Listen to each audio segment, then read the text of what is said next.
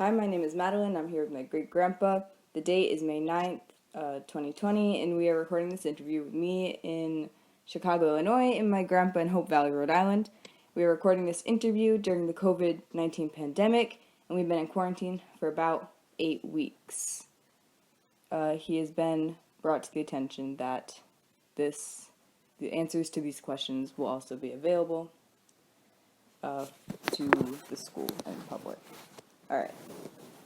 The first question I have is, how do you think this virus will affect the future? How do you think this virus will affect the future? I don't believe the future is going to be very good, and I do believe that it's going to take a long time, if ever, the disease is ever cured again. That any virus after this you think won't be cured? Do you think they'll be able to cure this virus or not? That is a question I don't believe anybody knows. I believe they're going to do the best they can with it. They will have a vaccination, but it may take hold or it may not. And that's not a guarantee from anybody, I don't believe. All right. And I guess you kind of answered the second question was, well, how do you think the virus will personally affect you? How do you think the virus will personally affect you? How did the virus affect? As in his aspects of life. I don't. Oh. Meaning as your life goes on. As my life goes on, I believe I'll live according to the regulations, but a normal life, and I'm like anybody else. If I'm to get it, I'm going to get it. If not, I'm not going to. I'll admit, I'm of age. I'm 94. I am a high risk, but that doesn't necessarily say that I'm going to get it. All right. Okay. My next one was, who are you most grateful for in your life? Like, if you could, think of all the people in your life, who do you think you'd be the most grateful for? If you could think of all the people in your life, who are you most grateful for? Well, what people? If all the people in your life, who are you the most grateful for? You mean like a president like that? No, meaning your relatives or a president, whatever. Who are you grateful for? One person in your whole life. Who made you who you are today? My wife that died, Marie. What did they do for you? Like, what's something that they did for you, for example? What is something, why did you idolize her? What did she do for you? Huh? Why do you make her the most important person? What did she do for you? Well, she I want to say, helped me through my life. And when I had problems, she would help me with my problems. And she carried me through life until she died. And I was married to her for 44 years. And they were very good, 44 very good years. And I do miss her. Okay. And this one kind of is also about memories. What's your happiest memory in your life? Like, what's one of your happiest memories? What is one of your happiest memories in your life? The day I got married.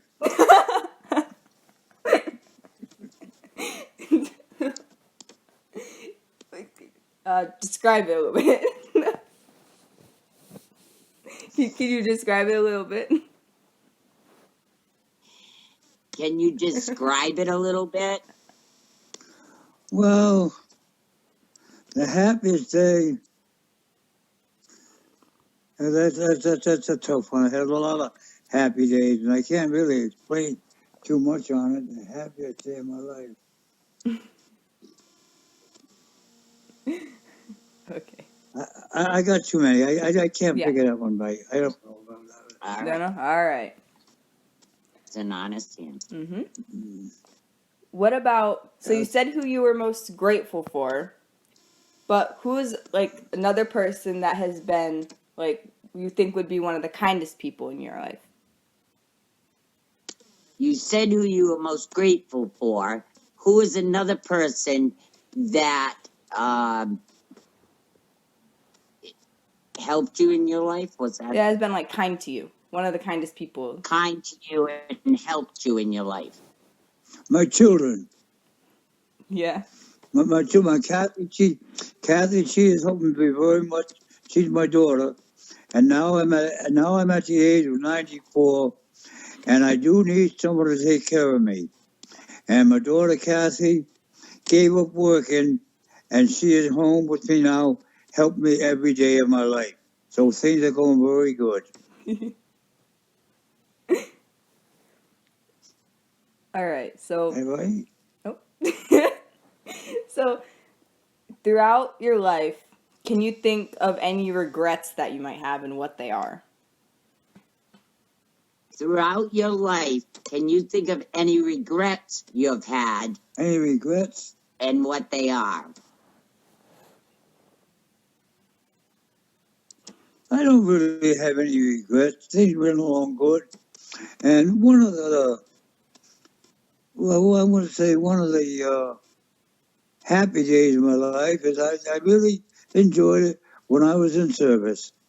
Yeah. When I was in the Navy, that was during the war, and I did my part, and I was on a board ship, and I enjoyed my life, and I would do it again. Yeah.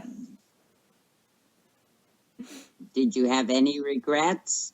No regrets. I mean, I got a few incidents, but nothing. I never regretted. Well, one thing I did regret, yeah. I regret that I didn't stay in service instead of getting discharged. I should have stayed in.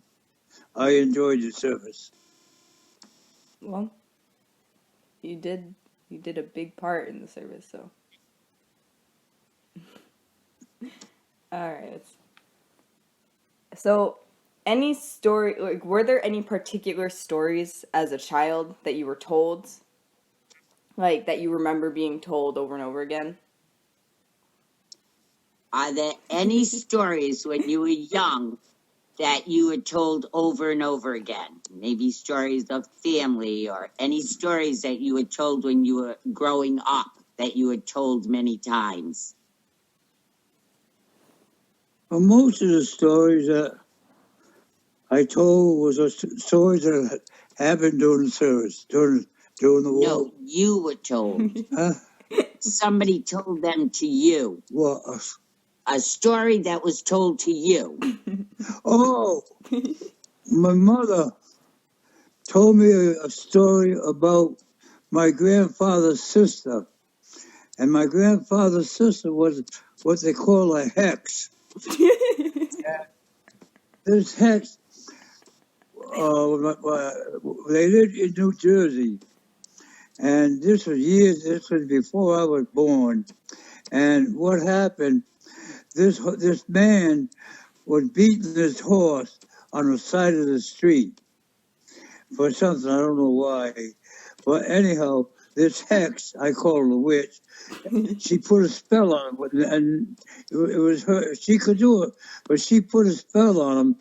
And when she put a spell on the man, the horse froze.